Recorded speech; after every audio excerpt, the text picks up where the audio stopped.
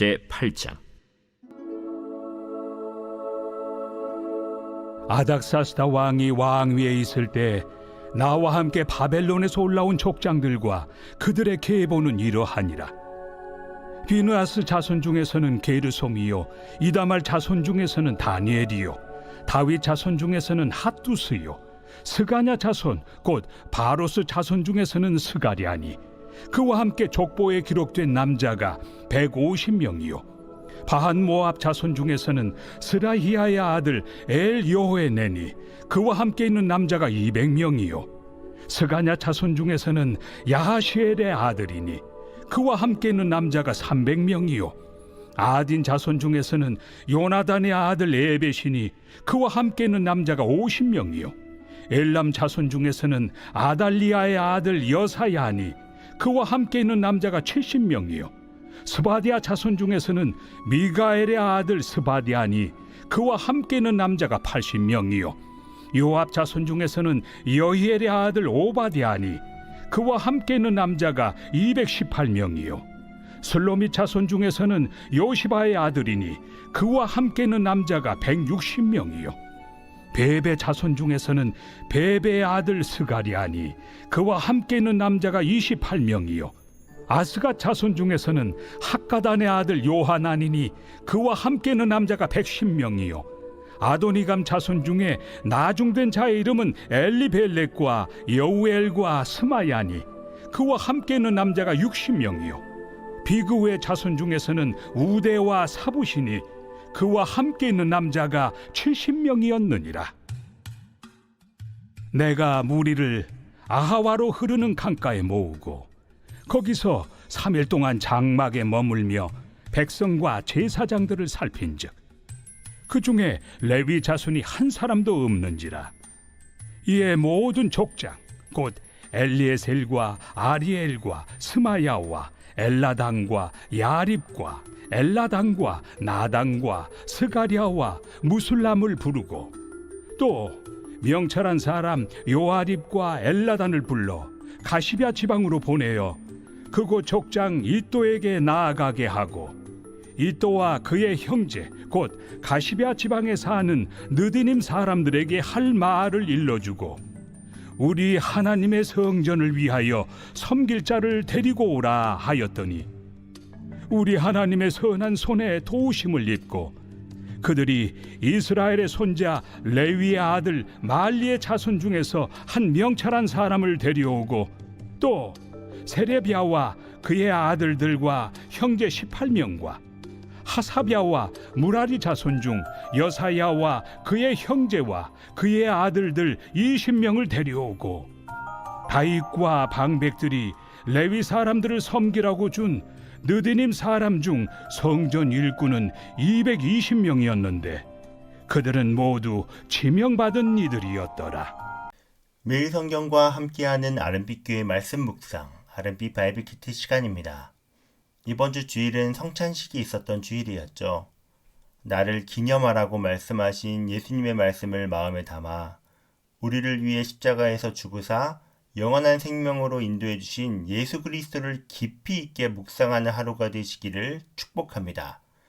2025년 11월 11일 화요일, 오늘 함께 나눌 말씀은 에스라 8장 1절부터 20절까지의 말씀입니다.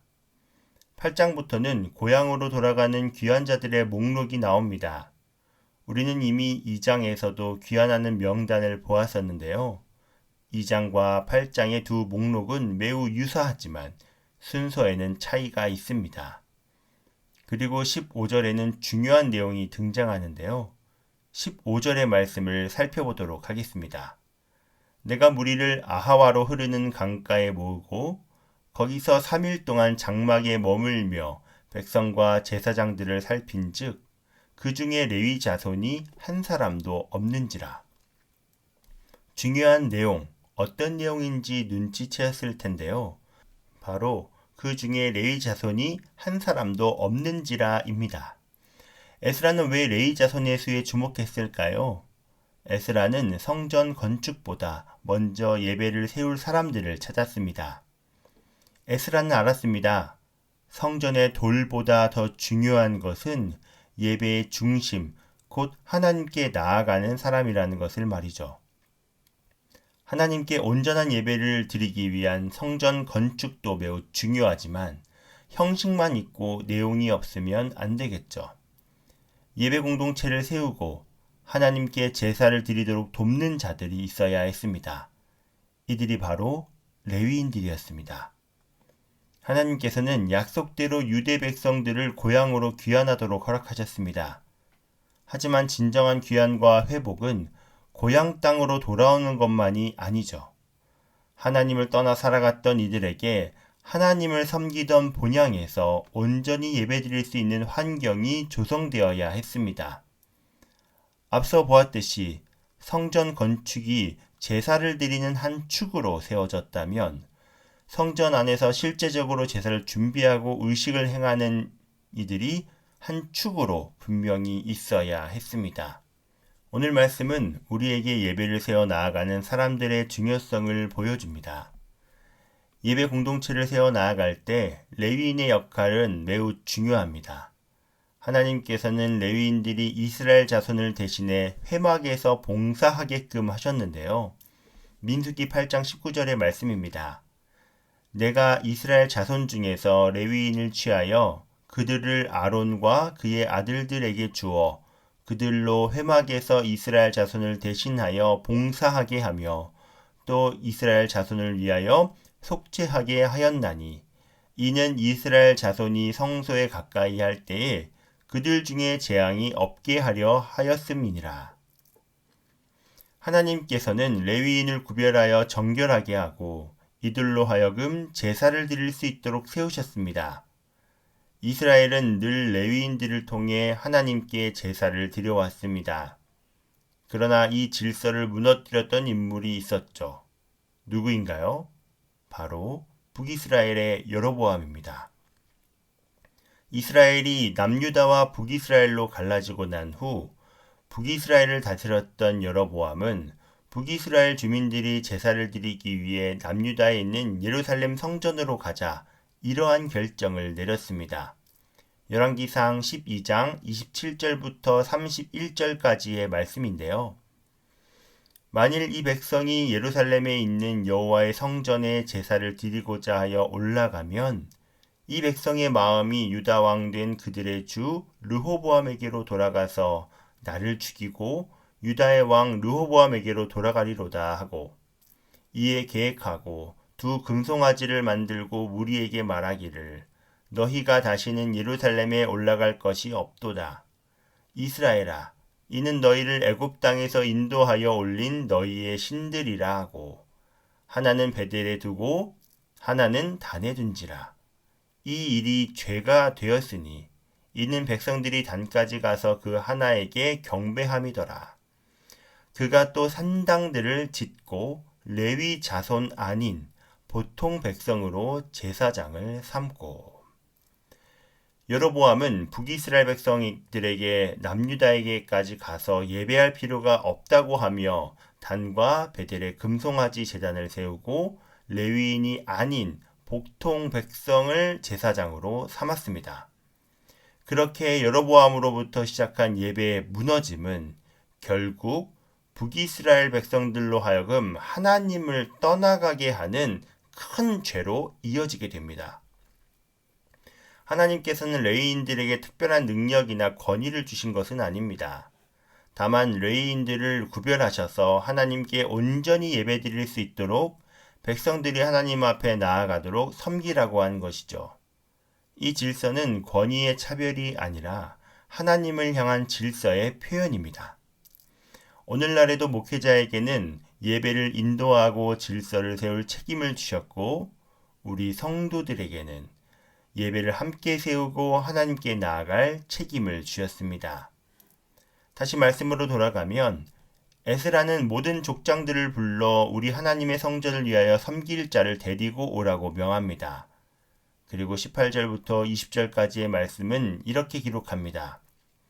우리 하나님의 선한 손에 도우심을 입고 그들이 이스라엘의 손자 레위의 아들 말리의 자손 중에서 한 명철한 사람을 데려오고 또 세레비야와 그의 아들들과 형제 18명과 하사비아와 므라리 자손 중 여사야와 그의 형제와 그의 아들들 20명을 데려오고 다윗과 방백들이 레위 사람들을 섬기라고 준 느디님 사람 중 성전 일꾼은 220명이었는데 그들은 모두 지명받은 이들이었더라.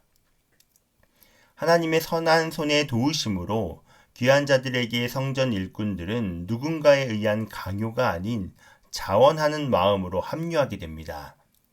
예배를 온전히 세우고자 하는 열심을 가질 때 주님의 선한 손이 각 사람들의 마음을 감동하게 하사 함께하게 하십니다. 오늘 말씀은 예배 공동체는 홀로 세워질 수 없음을, 모든 공동체가 한데 어우러져야 함을 보여줍니다. 레위인은 예배를 세우는 역할로 백성들은 그 예배에 순종하며 함께 하나님을 예배하는 자로 서야 합니다. 오늘 우리도 마찬가지입니다. 목회자와 성도가 각자의 자리에서 하나님을 섬길 때 그곳에서 참된 예배가 세워집니다. 오늘도 우리 주님은 예배를 세우는 사람을 찾고 계십니다. 에스라는 성전을 먼저 세우지 않고 예배를 세울 사람들을 먼저 세웠습니다. 여로보암은 하나님을 섬긴다고 하면서도 자기 뜻대로 예배를 만들었지만 에스라는 하나님이 정하신 질서 안에서 예배를 회복했습니다. 오늘 우리에게도 하나님께서 맡기신 역할이 있습니다. 목회자는 말씀과 질서로 예배를 인도하고 성도는 순종과 헌신으로 그 예배를 함께 세워갑니다. 그리고 그 가운데 하나님의 선한 손이 함께 하십니다. 오늘 하루도 각자에게 맡겨진 자리에서 주님을 예배하는 자리를 세워나가고 그 자리에서 하나님의 선한 손길을 경험하시기를 간절히 축복합니다. 다 함께 기도하겠습니다. 그러므로 형제들아, 내가 하나님의 모든 자비하심으로 너희를 권하노니 너희 몸을 하나님이 기뻐하시는 거룩한 산 제물로 드리라. 이는 너희가 드릴 영적 예배니라. 사랑의 하나님 아버지 감사합니다. 오늘도 우리에게 예배의 자리를 허락하심을 감사합니다. 에스라가 레위인을 찾아 예배를 세웠던 것처럼 우리도 하나님께 예배하는 사람으로 온전히 세워지기를 원합니다.